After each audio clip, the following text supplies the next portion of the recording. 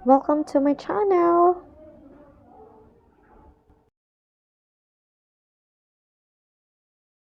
One, two, three, four.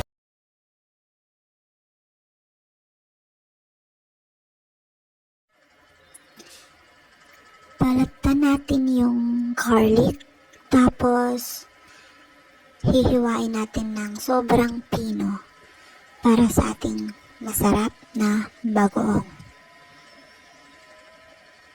Ayan na, hihiwa-hiwain na natin.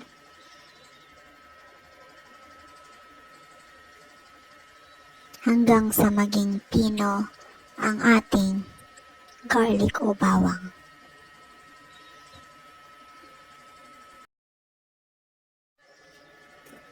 Malapit nang mapino ang ating bawang. Tsaga-tsaga lang. Ayan na, tapos na.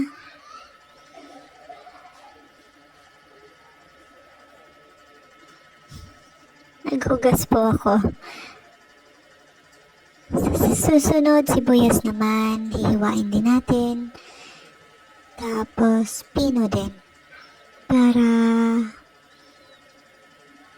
Parang kasing liit lang siya ng bagoong. Ayan. Diba? Chop ng chop lang. Yung parang may kaaway ka. Joke. Para maging pino mo talaga siya. Ayan, pinalitan ko na yung kutsilyo ko kasi ang hirap sa maliit. Ayan na.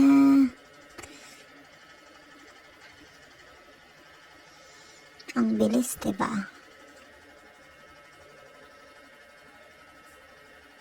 Pero kung may chopper naman kayo, pwede nyo naman gamitin. Mas convenient po yun. Kasi, pasensya na po, wala po tayong ganun. Kaya, manual-manual na lang po tayo dito.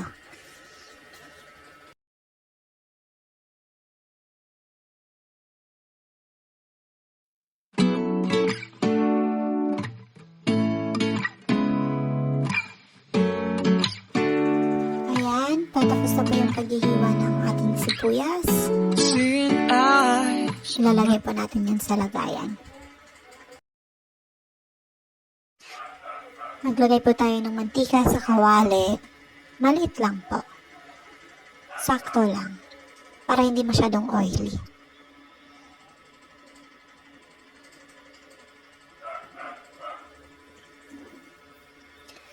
Pag mainit na, ilagay na natin ang bawang.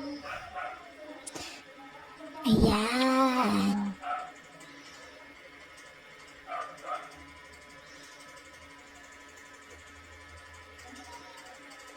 Tapos golden brown nyo yan. Depende sa inyo kung gaano ka golden. So sa akin, ganyan lang. Tapos lagay nyo na yung mince nyong sibuyas. Tapos mix nyo lang hanggang sa maluto silang dalawa.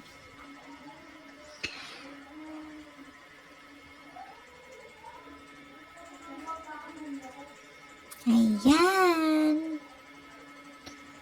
So, pinapaluto ko muna yan silang dalawa. Maghalo yung lasa nila or yung amoy. So, pinapastay ko muna siya dyan. Yung oil naman natin is huwag masyadong oily kasi pangbahay lang naman to na luto. Tsaka pag kumakain lang kayo ng mangga, pag nagki-crave, tapos walang bagoong kasi mahirap hanapin, magluto na lang kayo kasi unti lang naman sangkap. Meron lang sa kusina nyo kaya much better, no?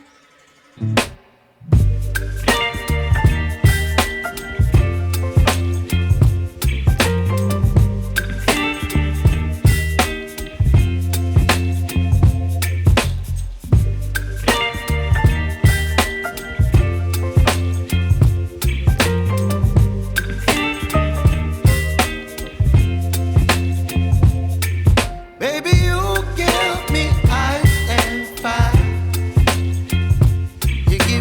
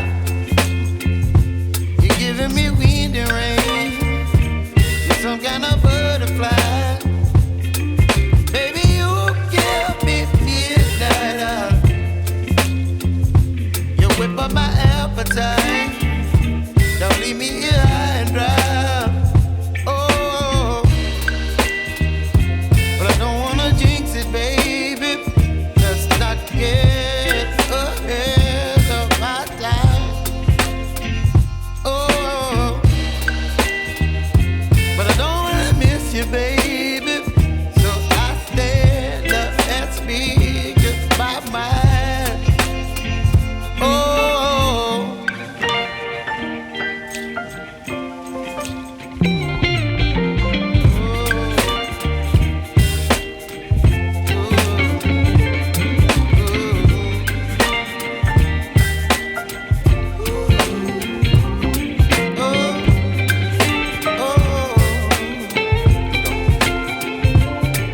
baby, you give me ice and fire. You're channeling wind and rain. You're some kind of butterfly. Baby, you give me midnight.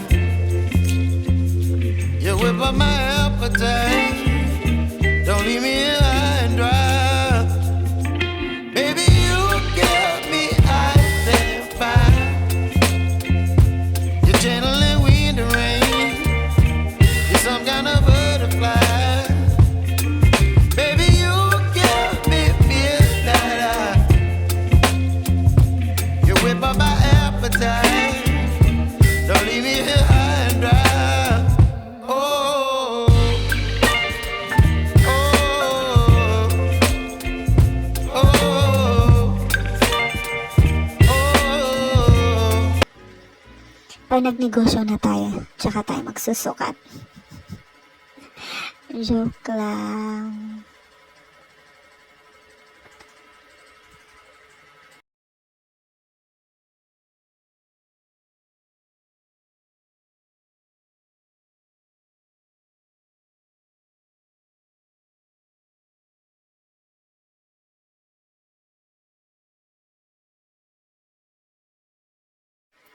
Tapos pinapakulan ko lang siya ng kaunti, ng ilang minutes lang. 2 to 3 minutes. Pagkatapos ay nilagyan ko siya ng magic sarap, pero optional lang yan kung gusto nyo lang.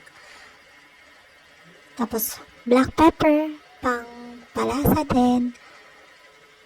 Mix mo ulit.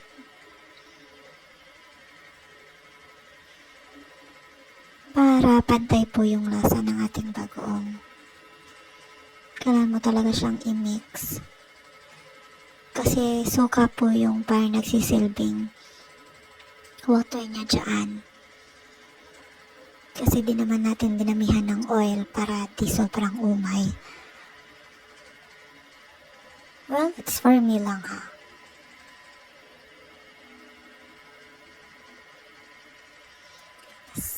Nilagyan ko ulit ng brown sugar kasi feeling ko di pa siya ganon ka-dark pag natapos lutuin. Kasi yung hipon natin is hindi siya sobrang dark pink. Napakatamlay po niya. Tapos papakuluan mo lang yan. Ayan, tinikman ko pala muna kung kumusta na yung lasa ng bagoong natin. Disclaimer, yung kutsara po, ako lang din po yung kakain ng hipon. Kaya huwag kang mag-alala dyan. Manood ka lang. Nilagyan ko din ng sugar onte tsaka suka kasi para sa akin di pa siya sapat sa panlasa ko. Tikim lang guys. Yung hipon natin hindi pa naman yan luto. Ayan, feeling ko dyan yung sugar natin is okay na. Kasi parang nagba-brown na yung bagoong.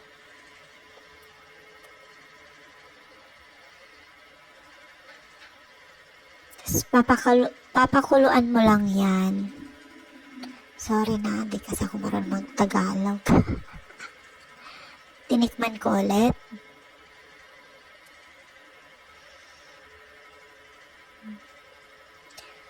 Tapos swak na siya sa panlasa ko. Hindi na ako nagdagdag. Pakuluan mo lang hanggat sa ganito na yung maging consistency ng bagoong mo. Diba nagda-dark siya, tas sobrang luto ng hipon. Ayan na. Sobrang sarap na yan, guys.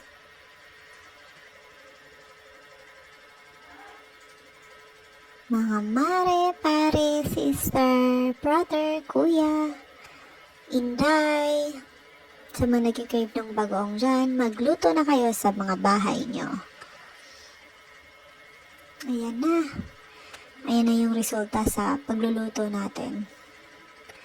Yan, ganyan consistency yung gusto ko.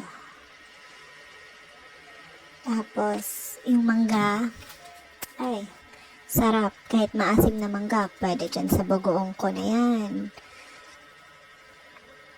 Ayan na. Mapapasarap. Wow, ulam. Hindi pala. Wow, bagoong. Diba, ang sarap ng hipon natin. Bagoong pala. Sorry, nasa Bisaya kasi hipon tawag namin dyan eh.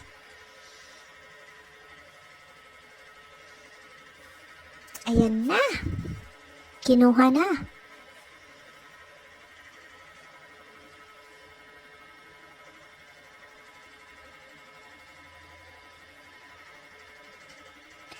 Tapos, mukbang na tayo, guys. Ayan na, with mangga. Sobrang sarap niyan. Yan, the result.